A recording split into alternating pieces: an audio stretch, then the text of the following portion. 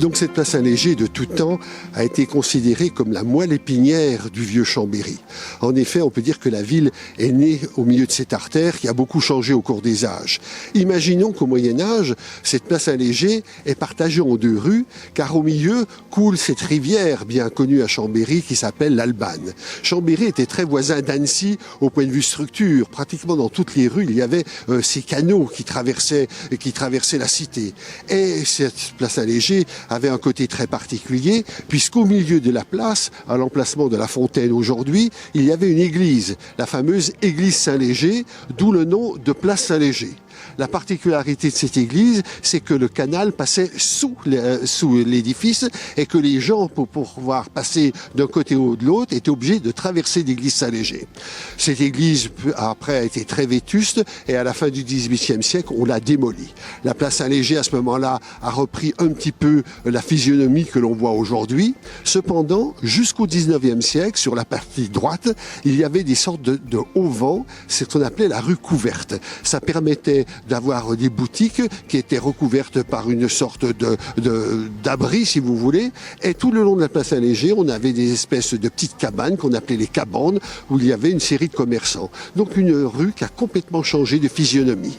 Physionomie qui a aussi beaucoup changé en 1897, après le grand incendie. En effet, jusqu'en 1897, à l'emplacement ici de l'horloge, il y avait des bâtiments. Un grand incendie va détruire une partie de ces bâtiments. On décide de ne pas reconstruire. Et là sera percée donc la rue Porterennes et la place Porterennes en cette fin du XIXe siècle. Donc une place Saint-Léger qui au cours des siècles a fortement changé pour prendre la physionomie qu'elle a aujourd'hui. Et en 1978, elle est devenue piétonne avec l'embellissement des façades et puis tous les aménagements qui ont eu lieu à partir de cette époque. Nous sommes en 1852 et le comte Piléville. Piléville, c'est un Savoyard. Il s'appelait Pilet. Il était né à Montmélian. Il va partir à Paris. Et ne l'oublions pas, pour nous Français, c'est le fondateur de la Caisse d'épargne. Il va faire un très beau mariage avec une demoiselle Will, il va devenir comte et en 1852, il va offrir à Chambéry une horloge. Cette horloge, elle va rester jusqu'en 1897, jusqu'au moment du grand incendie de 1897 et ce n'est qu'en 1902, lorsqu'on va percer cette rue Porterennes, que l'on va remettre cette horloge actuelle qui date de 1902 avec ses sculptures. On a eu la grande chance, il y a 2 ans, le clocheton a été restauré et tout l'ensemble des cloches et de la sonnerie a été restauré également. C'est vraiment un point de repère pour le vieux Chambéry. Nous sommes en 1232, Thomas Ier, le comte Thomas Ier de Savoie, va acheter à Berlion de Chambéry, sieur de Chambéry, la ville. Et naturellement, à l'époque, Chambéry n'est qu'une bourgade d'environ 2000 habitants et Chambéry n'a pas de rempart. Et à cette époque, le comte Thomas va décider de construire un rempart naturellement qui est assez petit par rapport à ce que l'on peut imaginer aujourd'hui, puisqu'il se situe du château jusqu'à la place Saint-Léger. À l'époque, les moines franciscains, ce qu'on appelait aussi les frères mineurs, ont construit à l'extérieur des remparts, à l'emplacement de l'actuelle cathédrale, un petit couvent avec une petite église. Et pour permettre à ces moines franciscains de quitter leur couvent et de pénétrer à l'intérieur de la ville, on va construire, on va percer dans le rempart cette porte que l'on va appeler une poterne, petite porte, qui permettait donc à ces moines franciscains de quitter leur couvent et de pouvoir aller sur la place Saint-Léger. Vous êtes ici devant la partie la plus ancienne de Chambéry. Nous sommes pratiquement dans le début du XIIIe siècle. C'est vraiment l'enceinte la plus vieille de la ville. Et plus tard, un siècle et demi après, Chambéry a plus que doublé de population et le comte Vert à Médicis, lui, va faire un rempart beaucoup plus important qui va rester jusqu'à la fin du XVIIIe siècle. Rappelons quand même que Thomas Ier de Savoie, c'était le grand-père de l'épouse de Saint-Louis et l'une de ses petites filles est devenue reine d'Angleterre.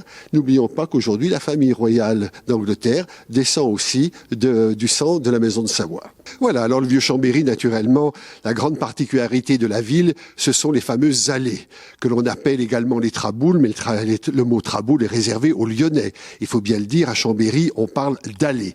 Qu'est-ce que c'était ces allées? Chambéry est au Moyen-Âge entouré de remparts. On veut naturellement, pour des raisons de sécurité, rester dans le rempart. Alors ce que l'on fait, eh bien, on construit très haut et on construit très serré. Et pour passer d'un quartier à l'autre, sous ces maisons, on aménage ces longs passages qui sont très pratiques. Les jours de mauvais temps, on peut traverser la ville sans se faire mouiller. Et puis également pour des raisons de sécurité, pour ne pas sortir la nuit dans les rues. Alors Chambéry a gardé tout ce réseau. Alors on est ici, par exemple, devant une cour, on est devant cette porte. Alors ce n'est qu'une reconstitution.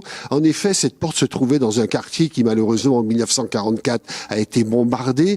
Elle se trouvait à côté de l'église Notre-Dame. Cette porte dite de Celse-Morin, elle date du XVIe siècle. Elle a été remplacée ici. Et à l'intérieur, vous avez toutes ces cours du vieux Chambéry qui sont toutes faites les unes pratiquement sur le même modèle, hein, toujours avec ces hautes maisons et ces tours où logent les montées d'escalier. Et vous avez en plus ici une particularité. Nous allons emprunter maintenant l'allée la plus étroite de la ville qui arrive à un hôtel particulier, l'hôtel des Lambert, qui était une grande famille aristocratique pendant le Moyen-Âge à Chambéry. Alors l'écrivain Joseph de Metz, natif de Chambéry, il disait que dans sa jeunesse, il avait très peur. La nuit, il ne voulait jamais passer dans ces allées, il avait peur de voir des fantômes. Alors, elles ont gardé ces allées, naturellement, tout leur pittoresque, mais leur utilité. Et on va en avoir la preuve, car cette allée très étroite va déboucher maintenant dans un hôtel particulier, l'hôtel de la famille de Lambert. Voilà, nous sommes arrivés maintenant dans une de ces cours typiques du vieux Chambéry.